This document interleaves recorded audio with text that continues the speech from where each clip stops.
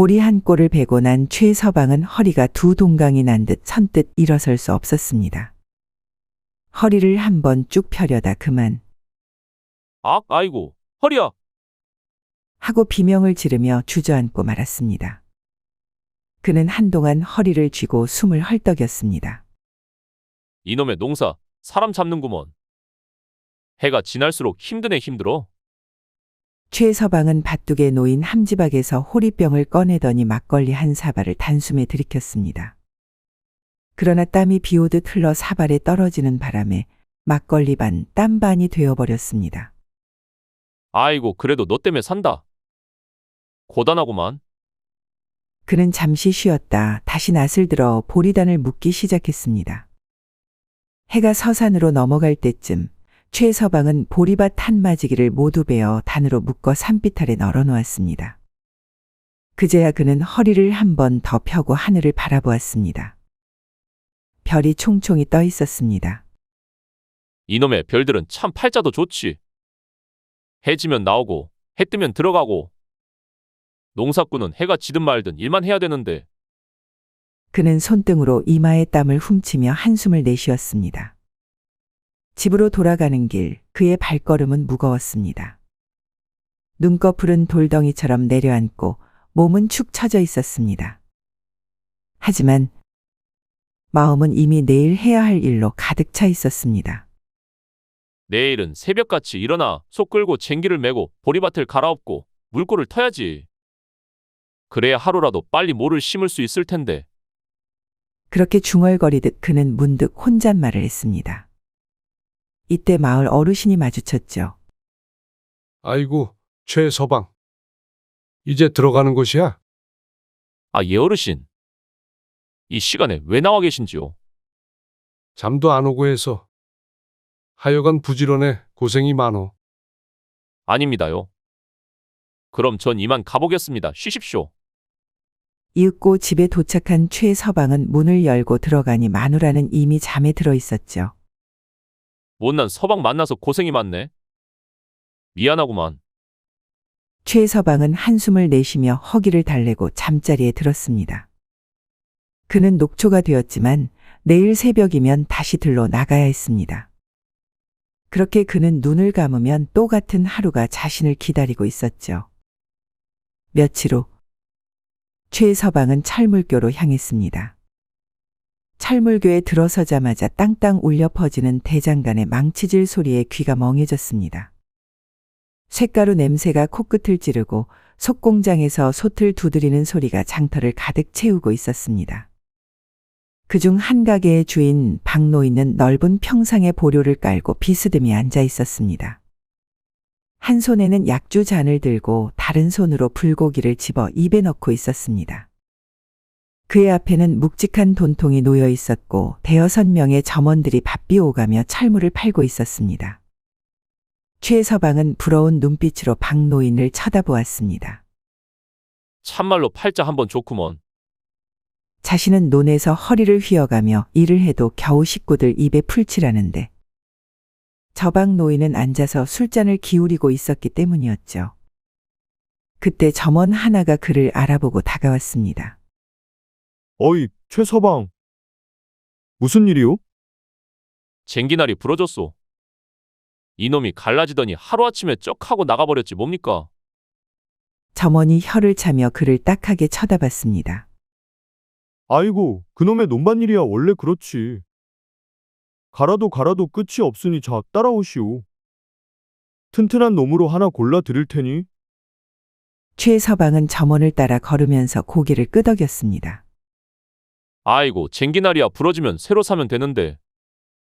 내 허리는 어찌 바꿀 도리가 없구먼. 점원이 그 말이 깔깔 웃었습니다. 그거야 바꿀 수 있으면 나도 벌써 바꿨지. 요즘 손님들 상대하느라 허리가 휘는 줄 모르겠소. 허허, 장터야 늘 흥청망청하지만 나는 이렇게 오면 그냥 돈만 쓰고 가는구먼. 저 위에 앉아 계신 박노인처럼 돈이 쌓이는 재미라도 좀 보면 좋으련만. 돈이야 많지요. 근데 말이오. 주인장 어른도 은근히 바쁜 분이십니다. 최서방이 눈을 가늘게 뜨고 점원을 바라보았습니다. 바쁘다? 저렇게 앉아서 약주나 들이키는데 대체 뭐가 바쁘단 말이오? 놀고 먹기 바쁜 거 아니오? 그렇게 바쁜 거면 나는 백날 첫날 바쁘고 싶구만. 바쁜 일이 따로 있겠소. 사람 상대하는 것도 힘든 법이니. 쟁기야 갈아엎으면 되지만 장사란 건 돈도 남기고 사람도 남겨야 하는데 또 그 많은 돈을 지키려면 얼마나 힘들겠소. 최서방은 코를 훌쩍이며 고개를 끄덕였습니다. 점원이 쟁기날을 들어 최서방에게 건네주었습니다. 자, 이놈이 제일 튼튼한 놈이오. 이번엔 오래 버틸 거요. 최서방은 쟁기날을 받아들며 씩 웃었습니다. 좋구먼. 이거 또 부러지면 내가 쟁기질을 잘못한 게 아니라 세상이 나를 너무 세게 굴린 탓이라 여기겠소. 이 양반 재밌는 사람이구만. 최서방은 웃으며 값을 치르고 장터를 빠져나갔습니다. 최서방이 떠난 그곳엔 박노인은 약주를 마시고 있었고 그의 가게는 쉼없이 바쁘게 돌아가고 있었습니다. 저녁이 되자 박노인은 가게 문을 닫고 묵직한 돈통을 들고 사랑방으로 들어갔습니다. 오늘도 나쁘지 않구먼. 그는 보료 위에 털썩 앉아 돈통을 열었습니다. 동전이 짤랑거리고 엽전들이 반짝였습니다. 두툼한 돈뭉치를 손가락으로 하나하나 세며 흐뭇한 미소를 짓던 박노인. 그러나 그 미소는 오래가지 않았습니다. 아이고 다리야. 순간 날카로운 통증이 발끝에서 올라왔습니다. 박노인은 이를 악물고 다리를 주물렀습니다. 아이고 내 다리야. 다리 저림이 찾아온 지도 벌써 몇 년째. 한때는 반년마다 한 번씩 찾아오던 것이 요즘은 달마다 덤벼들었습니다. 이제는 한잠 잘 때마다 기척 없이 다가와 그를 힘들게 했습니다. 많은 의원을 찾아가고 약을 먹어봐도 소용이 없었죠. 박노인은 이를 갈며 상위에 놓인 약주 잔을 들었습니다. 이거라도 마셔야지. 하지만 약주를 한 모금 넘기는 순간 또 다른 골칫거리가 떠올랐습니다. 그의 첩이 그가 숨겨둔 재물을 털어 도망간 지 한 달째. 그 망할 계집이 도망친 지 벌써 한 달이 넘었건만. 도대체 어디로 갔단 말인가? 잡히기만 해봐라. 많은 돈으로 사람을 써서 찾아도 아직도 행방이 묘연했습니다. 그때 박노인은 분노를 참지 못하고 사랑방에 도자기를 내던졌습니다. 배은망덕한 것. 내가 품에서 먹여 살려줬더니 이게 무슨 꼴이란 말이냐. 그날 밤 집안 하인들이 그의 고함 소리에 놀라 부엌에 숨어들었고 아랫목에서 조용히 잠을 청하던 마님도 이불을 덮어쓰고 숨을 죽였습니다. 그러나 이 문제는 그에게 닥쳐온 불행의 시작에 불과했습니다. 며칠 후 그는 사또에게 불려가 벌벌 떨며 동원으로 들어섰습니다. 사또는 눈을 부릅뜨고 그의 죄목을 읊어댔습니다. 내 이놈, 내 죄를 내가 알렸다. 박노인은 두 손을 모으고 바닥에 납작 엎드렸습니다. 소인은 아무 죄도 없사옵니다. 나리. 감히 죄가 없다고. 요즘 대감댁담을 넘은 도둑놈의 품속에서 나온 비수가 자네 대장간에서 맞춰졌다는 것이 밝혀졌거늘 어디서 발뺌하는 것이냐? 박노인은 속으로 식은땀을 흘렸습니다. 아니, 내 대장간에서 비수를 맞췄다고 해서 내가 도둑질까지 했단 말인가? 이게 무슨 억울한 일이야? 하지만 감히 그런 말을 입 밖에 낼 수도 없었습니다. 사또가 작정하고 그를 올가매려 하는 것이 분명했습니다. 그날 밤 박노인을 불러 술상을 차려놓고 이방이 넌지시 말을 건넸습니다. 한 1만 양쯤 준비해 두시지요. 마만냥이요? 그쯤 해야 끝날 것입니다. 서로 좋게 가는 게 좋은 거지요. 사또 어른께선 내게 너무 가혹하시지 않소.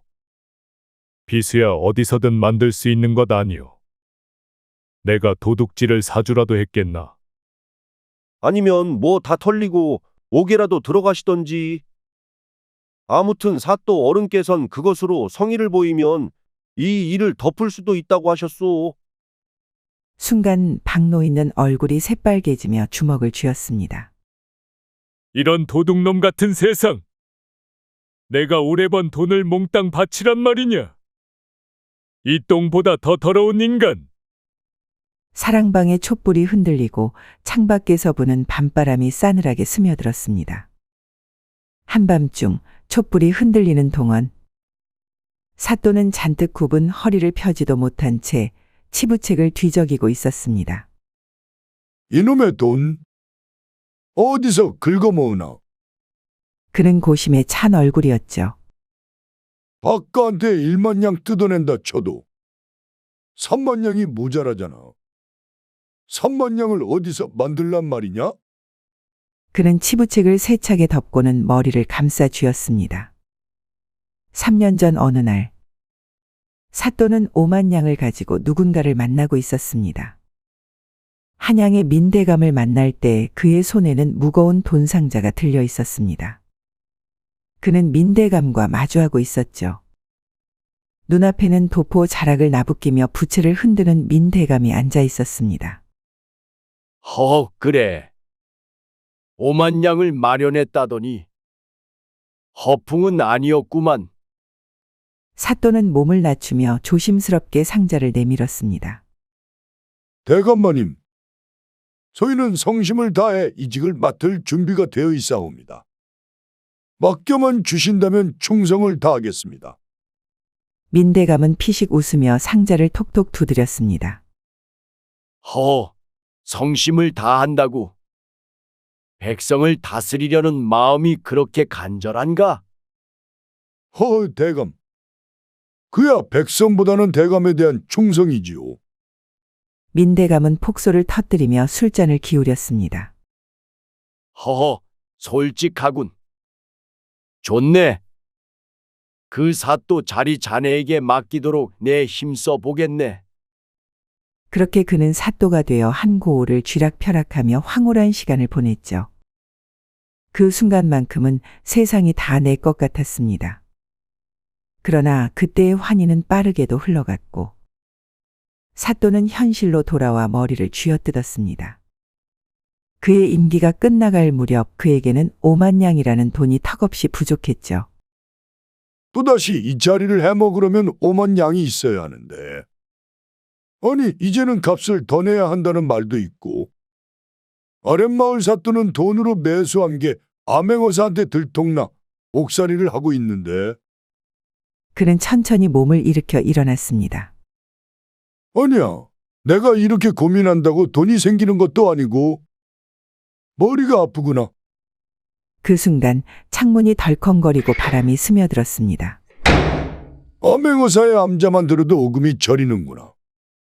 이러다간 내가 미쳐버리겠구먼. 한밤중 사또는 가슴이 터질 듯 답답하여 몰래 동원을 빠져나왔습니다.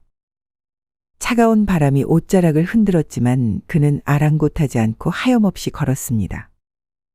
그렇게 저작거리를 벗어나던 중 작은 초가집 옆을 지나게 되었습니다.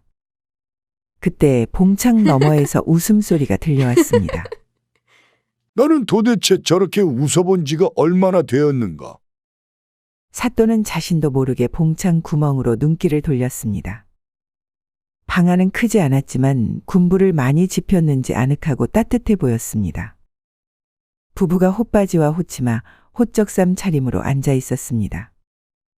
개다리 소반 위에는 짠지 몇 조각과 막걸리 한 병이 놓여 있었습니다. 그리 풍족한 상차림은 아니었지만 부부의 얼굴에는 웃음이 가득했습니다. 마누라가 호리병을 들어 술을 따르자 서방이 흐뭇한 미소를 지으며 술잔을 받았습니다. 자, 당신도 한잔하오.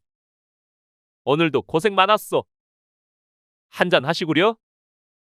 당신이야말로 온종일 논에서 땀을 흘렸잖소. 고생하셨소, 서방님. 최 서방은 하하 웃으며 술잔을 기울였습니다. 이럴 때라도 한잔 해야지 않겠소? 아무렴 세상 걱정은 내일로 미루고 오늘은 이 술 한 잔이면 됐소. 마누라는 피식 웃으며 대답했습니다. 술 한 잔이면 다 잊힌다면 우리 집 곳간에는 술독을 가득 채워야겠어. 두 사람은 까르르 웃으며 술을 나누었습니다. 사또는 그 모습을 멍하니 바라보았습니다. 최서방은 마지막 술잔을 비우더니 후하고 호롱불을 불어 끄고는 마누라를 바라보며 다정한 목소리로 말했습니다. 이제 불도 껐으니 잘 시간이요. 이리 오시게. 오늘 아주 극락을 보여주겠어. 아잉 몰라. 부부의 웃음소리가 방 안을 가득 메웠습니다. 사또는 한동안 그 장면을 바라보다가 천천히 봉창에서 눈을 돌렸습니다. 그는 한숨을 길게 내쉬었죠. 나는 저들이 사는 저런 초가집을 그렇게도 하찮게 여겼건만. 사또인 나는 저들보다 더 초라한 삶을 살고 있었구나. 요즘 그는 수청기생이 갖은 교태를 부려도 아무 감흥이 없었습니다. 술을 마셔도 취하지 않았고 고기를 먹어도 씹는 둥 마는 둥이었습니다. 그러나 저 방 안에서는 단출한 밥상과 막걸리 한 사발에도 웃음이 가득했습니다. 사또는 쓸쓸한 미소를 지으며 다시 걸음을 옮겼습니다. 이렇게 되니 누가 누구를 부러워하고 누가 가장 행복하게 사는지, 세상사 각자의 행복이 있는 거 아닌지 모르겠습니다.